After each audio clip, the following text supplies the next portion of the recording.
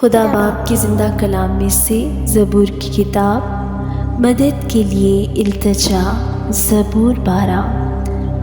اے خداوند بچا لے، کیونکہ کوئی دیندار نہیں رہا اور ایمانت دار لوگ بنی آدم میں سے مٹ گئے۔ وہ اپنے اپنے ہمسایہ سے جھوٹ بولتے ہیں، وہ خوشامدی لبوں سے دو رنگی باتیں کرتے ہیں۔ خداوند سب خوشامدی لبوں کو اور بڑے بول بولنے والی زبان کو کاٹ ڈالے گا۔ وہ کہتے ہیں ہم اپنی زبان سے جیتیں گے، ہمارے ہونٹ ہمارے ہی ہیں، ہمارا مالک کون ہے؟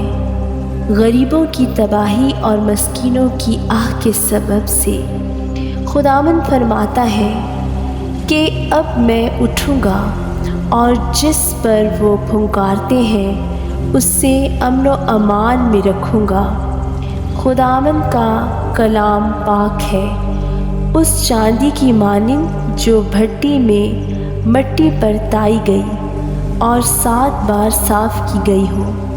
تو ہی اے خداوند ان کی حفاظت کرے گا، تو ہی ان کو اس پشت سے ہمیشہ تک بچائے رکھے گا۔ جب بنی آدم میں پاچی پن کی قدر ہوتی ہے تو شریر ہر طرف چلتے پھرتے ہیں۔ آمین۔